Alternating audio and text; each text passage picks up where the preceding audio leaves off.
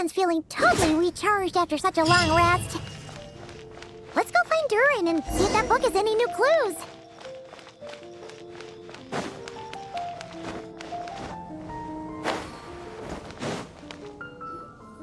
Hey, Durin! Any more clues for us? We're all set for the next chapter. Yeah, I was just about to come find you. Let's see what it says. Now sprout to life the story's seeds, stirred by wind-born melodies. Then on that breeze the music leaves, fading into distant memories. Seek the place where wind and tale entwine, and once there, make 3 riddles into verse, and 3 melodies into song. For in poetry and song will this story start to blossom. Come on! Another riddle? All that talk about wind and melodies? What do you think the answer could be?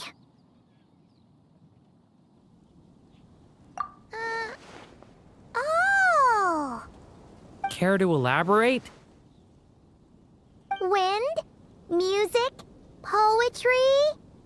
Tone-deaf bards gotta know the answer. You mean Lord Barbados? Albedo introduced us when I first arrived in Mondstadt. I mean, someone like me was bound to catch his eye sooner or later. It's better that it's out in the open anyway. Now, how should we track him down?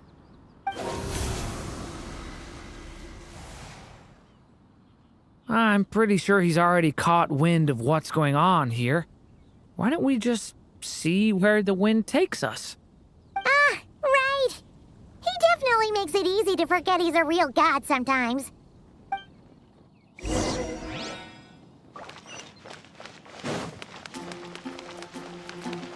Fearless.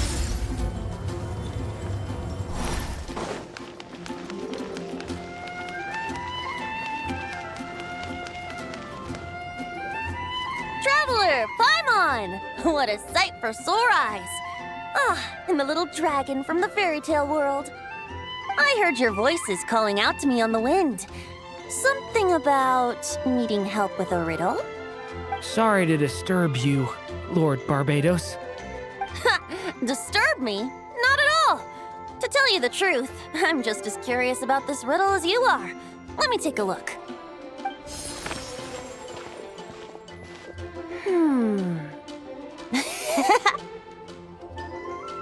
What is it? Did you figure out the answer? 3 riddles and 3 melodies. That sure takes me back. The answer you seek lies hidden in memory. Looks like running to Tone-Deaf Bard was the right call after all. Long ago, those mages came to Mondstadt, seeking to test their strength against mine. But I replied, let us make music, not war, and resolve our conflicts through song. So I strummed my lyre and sang them this verse.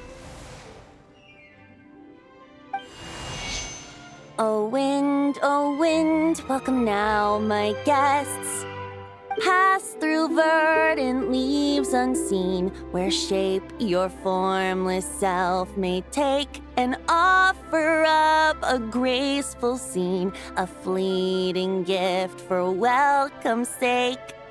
Leap at the edge of a sea of clouds, where land meets sky and sky meets ground. There frighten off the noisy crowds and bring my guests a calm profound. Fly beneath the stars up high, where mortal noise is swept aside, that my dear guests with starry eyes may share the dreams they hold inside.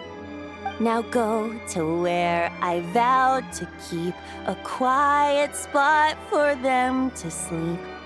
No clash, no contest bars the way, just tea and mirth to fill the day.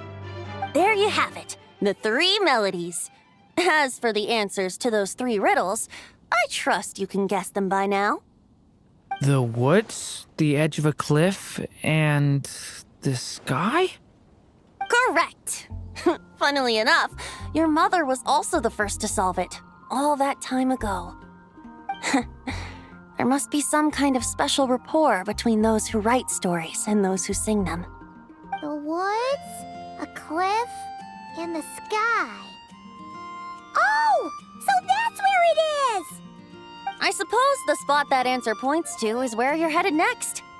You should know, after solving my riddle, the mages even accepted my proposal and made that location their official meeting spot. And going by what your book is suggesting, once you found it, you might want to try playing the melody I just shared with you. Guess you can be pretty reliable when it counts, huh? Great Animal Archon? Thanks for the help, Lord Barbados. Still got questions for me, huh? Yeah, you must have read countless tales in your time, being a wandering bard and all. In your experience, why might an author consider a story unfinished? Unfinished? Well, I guess if there's something left to accomplish in the story, or, if the last line goes, "To be continued." Huh? Wow, your helpfulness lasted for like 1 second. In all seriousness, I would think the answer to that question lies in your mother's story itself. It's not my place to pry any further. All right then, we should get going.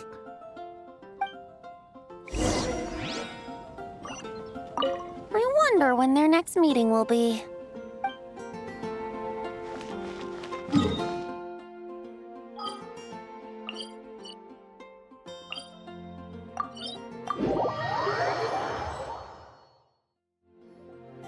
Okay, we're here! Now, we just need to play the 3 melodies, and we should be able to gather the memories for the next chapter, right? A musical performance? Huh. Out of all the things Miss Lisa has taught me, that's the one I'm worst at.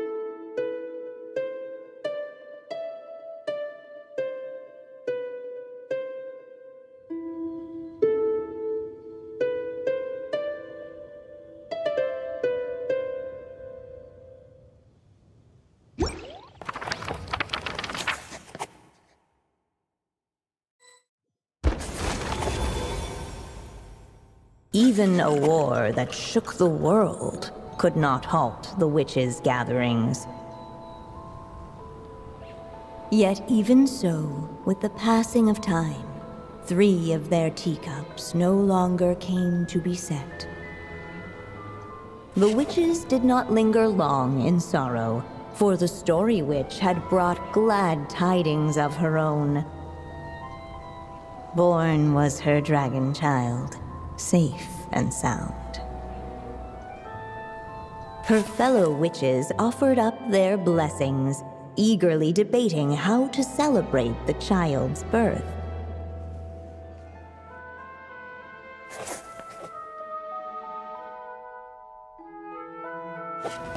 In the end, they settled on the sweetest candy they could find.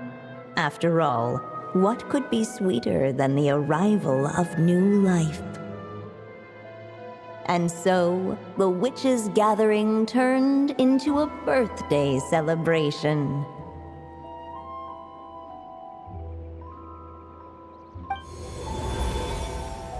So, we're back in the story world, huh? As if from nowhere, new guests appeared at the witches' table. Perhaps they too had come to celebrate the dragon child's birthday.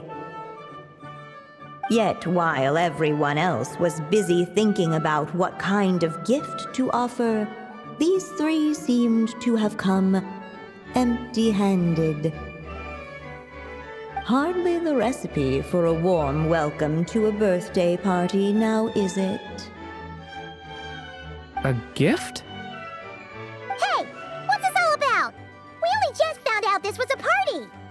While the guests voiced their complaints and grievances, perhaps they should have been wondering what kind of gift to give instead. So, we need to bring a gift to advance the story? Oh, but where are we supposed to get something like that? Perhaps it would be a good idea to have a look around. Why didn't you just say so?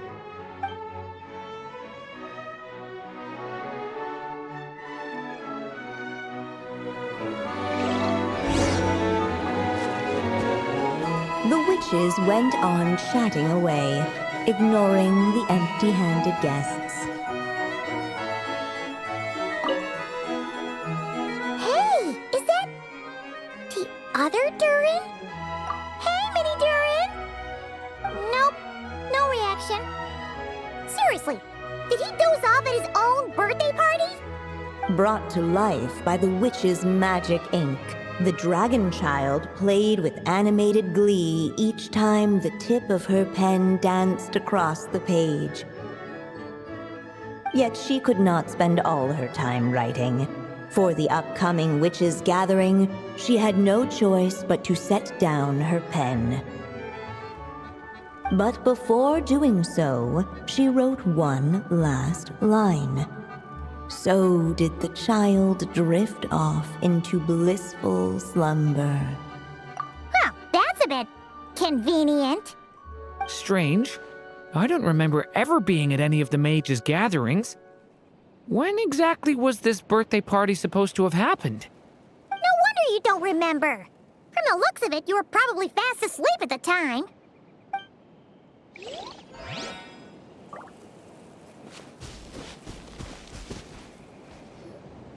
Hey, could we use these as gifts, maybe? At last, the guests found something to give the dragon child. Guess that's a yes, then. Which one should we go for? Still, the guests wondered, what kind of gift might the little dragon really want? Should they put a warrior's sword in his hand and send him out on an unstoppable quest to save the world? Or perhaps a wandering hero's slingshot and the promise of a life of endless, uncharted adventure? Or maybe even a scholar's tome and the chance to take on all the world's unsolved mysteries. Okay. Wow. That's a lot of pressure all of a sudden. Oh, yeah. Technically, we're actually picking a gift for you. So, which one would you prefer? You want me to choose? Wow, this feels kinda special. How come? For as long as I can remember, I've spent most of my time living in the stories my mother created. I always thought my mother had everything written out for me already, just like the toy figures in Constellation Metropole. What I wanted to do with my own future. That's something I've never really thought about. What did I want back then? This is the first time I've ever asked myself that question. Sounds like this is the perfect opportunity to answer it then. It's been a while since you left Simulanka, and after everything that's happened, it might be about time to start thinking about your future. Then let me give it some thought.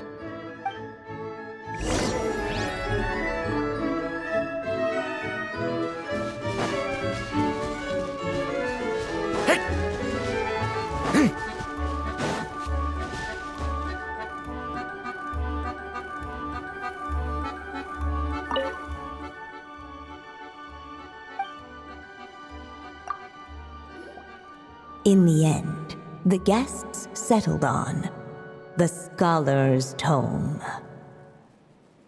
So you're the type, huh? I just feel like I should learn more about the way the world works. What makes you say that? I'll give you an example. Did you know that in Mondstadt, using fire to catch fish is a punishable offense? I thought she was just teaching me regular hunting techniques.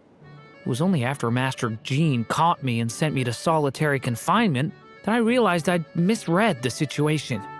So much of what's considered common knowledge in your world just wasn't in Simulanka.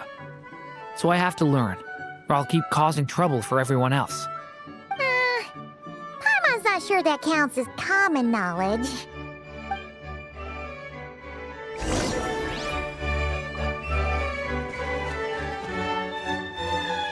Alright, they should let us in now that we've got a gift, right? Hello there. Brought a gift this time? The newly arrived guest presented his gift, wishing the little dragon a future as a wise and accomplished scholar.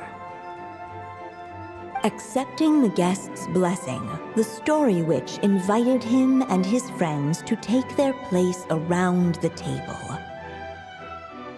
Finally, she could introduce them all to her dragon child, telling all in attendance about the moment of his hatching, and of course, the name he'd been given.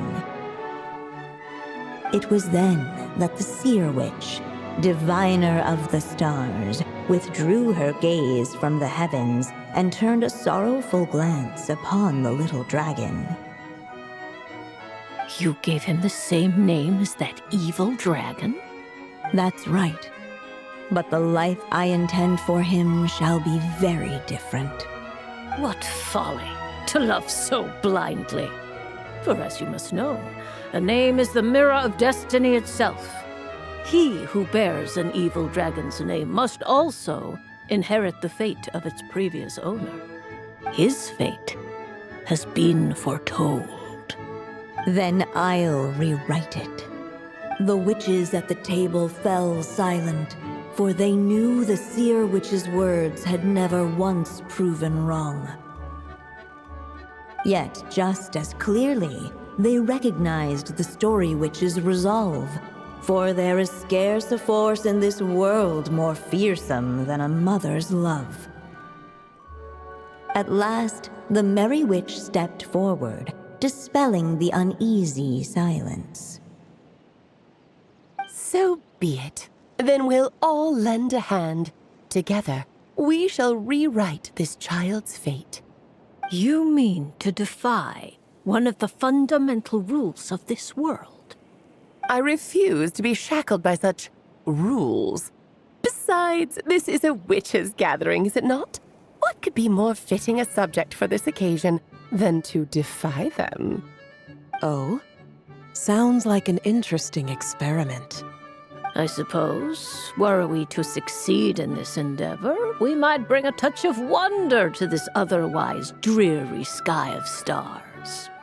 The Merry Witch finally talked them all round, just like she had done many times before. Warm and strong as the sun she was, so much so, in fact, that those who her light shined down upon had no choice but to bask in it. And so the witches readied their gifts, 3 marvels of the cosmos.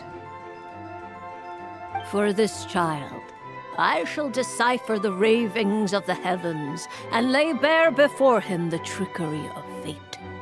For this child, I shall leave a formula powerful enough to unravel the very origins of this world, that he may seek another solution for the conundrum of his life. For this child, I shall call upon wondrous magic to make possible his impossible wish. All the Story Witch had was the pen in her hand, yet with the love that flowed from it, she resolved to bring forth a marvel of her own. For this child, I shall leave behind the last story I will ever write, and with it, a path to an ending yet untold. With the witch's blessings given and received, the little dragon's fate at last began to turn. In the midst of the dragon child's birthday celebration, the seer witch proclaimed her prophecy. The child had been given the evil dragon's name, and with it, the burden of its fate. But hearing this, the story witch vowed to rewrite it all, for such was her love and resolve. And so the other witches offered their gifts in turn, marvels as rare as any in the cosmos. Together, they sought to test one of the fundamental laws of this world, in part to support a mother's love, and in part to sate their own curiosity. Oh, and I almost forgot. Our new guests came bearing blessings of their own. Who knows? Perhaps this extra dash of wisdom might be all the little dragon needs to change his fate.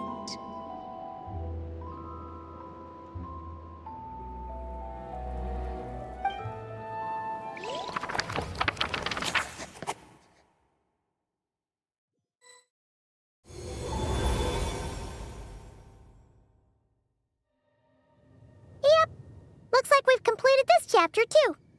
Those witches in the story were the mages of the Hexen Circle, right? They sure seem to care a lot about you, Durin.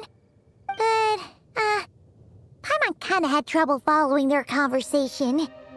Just a bunch of mystery, as usual. The evil dragon's fate.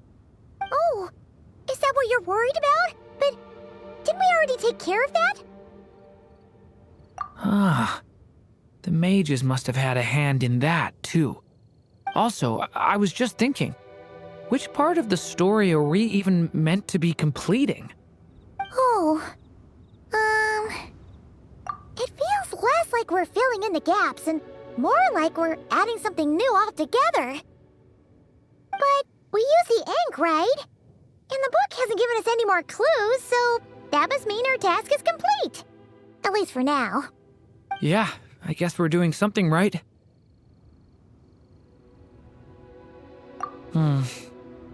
Maybe I'm overthinking things.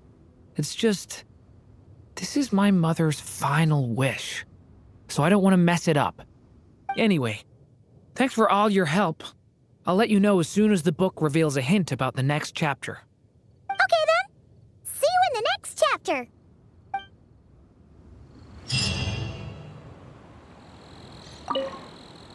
I think I'm gonna stick around, take my time reading through this book. If you feel like jumping back into the story, just come find me.